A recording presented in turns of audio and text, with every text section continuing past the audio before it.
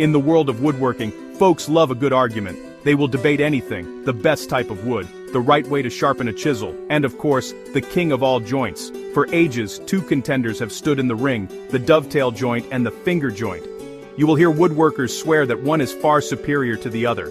They will talk about tradition, about beauty, and about strength. But a workshop is a place for doing, not just for talking. A true craftsperson knows that understanding a thing comes from building it and testing it.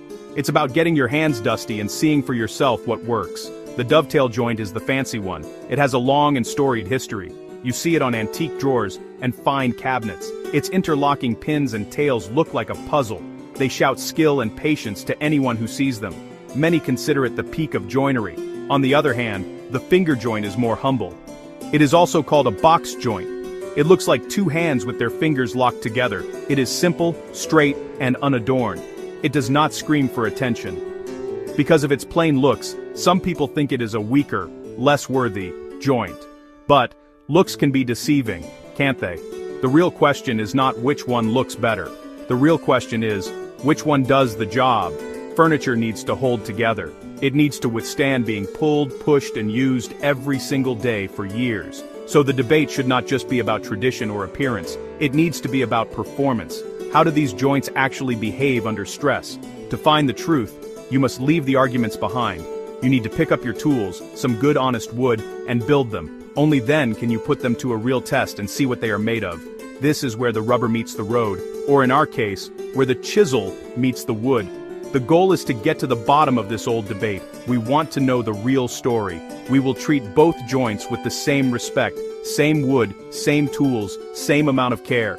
By doing this, we can get a fair comparison. We can move past opinions and into the world of facts. We are looking for the truth that lies within the grain of the wood itself. It is time to stop talking and start making. Let's find out what really holds our work together.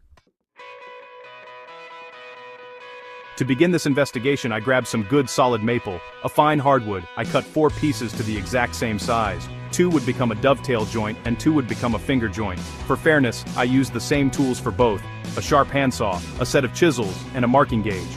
No fancy jigs or digital gadgets. This is about the pure mechanics of the joints themselves. The process starts with careful layout. For the dovetail, I marked out the angled tails on one piece and the corresponding pins on the other. This requires a bit of geometry and a steady hand. Every line has to be perfect. Cutting the dovetails is an exercise in focus. I sawed carefully down my marked lines, stopping just short of the baseline. Then I used a chisel to chop out the waste wood between the tails and pins. Each tap of the mallet has to be just right. Too hard, and you can split the wood. Too soft, and you will be there all day. The angled shape of the dovetails means you are cutting on a bias, which adds a layer of challenge. Once the pieces were cut, I test fit them. A good dovetail joint should slide together with firm hand pressure, a satisfyingly snug connection that speaks to the accuracy of your work. Next, it was time for the finger joint. The layout was much simpler. I used a square to mark a series of straight, evenly spaced lines across the ends of both pieces of wood. No angles to worry about. Just a simple repeating pattern of squares. The cutting process was also more straightforward. All the saw cuts were straight down, perpendicular to the edge of the wood. Chopping out the waste with a chisel felt more direct. It was still a task that required care, but the geometry was basic. It was a rhythm of saw, saw, saw, then chop, chop, chop. After cutting, I test fit the finger joint. Like the dovetail, it slid together with a snug fit. The large, straight-sided surfaces made for a strong connection even without glue. Looking at the two joints side by side, the visual difference was clear. The dovetail looked complex and elegant. The finger joint looked strong and utilitarian. Both were ready for glue-up. I used the same type of wood glue for both and clamped them with the same pressure, letting them cure for a full day. Now they were no longer just pieces of wood. They were test subjects, ready for the trial ahead.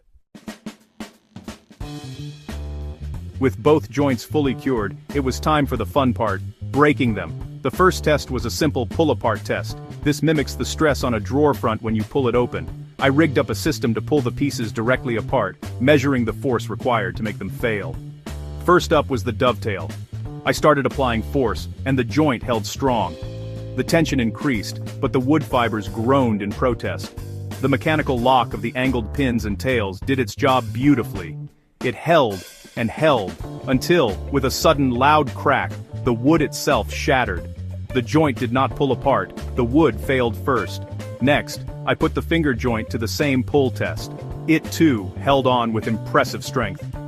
The large surface area of the straight fingers, all covered in glue, created a powerful bond. As I increased the pulling force, the joint remained solid. It took almost the exact same amount of force as the dovetail to cause a failure, and, just like the dovetail, the joint itself did not fail. The wood surrounding the joint gave way in a splintering crash. The verdict was clear. When it comes to being pulled straight apart, both joints are incredibly strong. They are for all practical purposes equal in strength. But life is not just about pulling.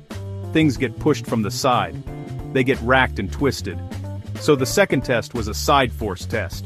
I clamped one side of the joint down and applied pressure to the other side, trying to break it with a shearing force. The dovetail was up first again. It was very rigid. The angled pins resisted the side-to-side motion. But as the force increased, it reached a breaking point. With another sharp, catastrophic snap, the joint failed suddenly. The short grain at the base of the tails sheared off completely. There was no warning, just a clean break. Then came the finger joint's turn. Under the same side pressure, it behaved differently. It started to flex and creak long before it failed. You could hear the glue and wood fibers straining. It gave plenty of warning that it was reaching its limit. When it finally did fail, it was not a sudden snap. It was a tearing, splintering failure that happened more slowly. This is an important difference. The dovetail is rigid but can be brittle. The finger joint is a bit more flexible and gives you a heads up before letting go. In a real-world piece of furniture, that warning could be very useful. So, what did we learn from all this dust and destruction? We learned that the old arguments are too simple. Tradition tells us the dovetail is the strongest, but our tests showed that in a straight pull, the finger joint is its equal. The true difference lies in how they handle stress, and how they are made. The dovetail's strength comes from its mechanical shape. Those angled pins make it incredibly resistant to being pulled apart, even without glue. But that same design, with its short grain at the corners of the tails, creates a potential weak spot when stressed from the side. It's strong, but it can fail suddenly. The finger joint gets its strength from a different principal surface area. It is all about the glue. The straight-sided fingers provide a massive amount of long grain to long grain gluing surface. This creates an incredibly powerful bond, as strong as the wood itself. While it might give a little more under side-to-side stress, it does not fail catastrophically. It moans and groans, telling you there's a problem. This forgiving nature is a feature, not a bug. In pieces of furniture that might see a lot of movement or vibration over time, this ability to flex and give warning is a valuable trait. This brings us to the maker.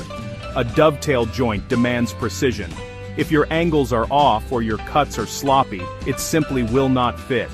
It is a testament to the skill of the woodworker. There is less room for error. A finger joint is more forgiving. Because the sides are straight, it is easier to cut accurately. Minor imperfections are more easily hidden, and the large glue surface can help compensate for a less than perfect fit.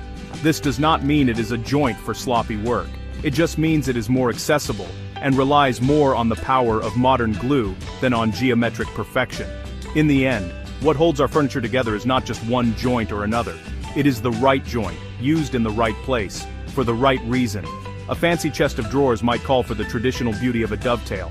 A hard-working shop cabinet or a child's toy box might be better served by the straightforward strength of a finger joint. Good woodworking is not about blindly following tradition. It is about understanding your materials, your tools, and the forces your work will face. Both the dovetail and the finger joint have an honorable place in the workshop. The real truth is, the best joint is the one that is right for the job.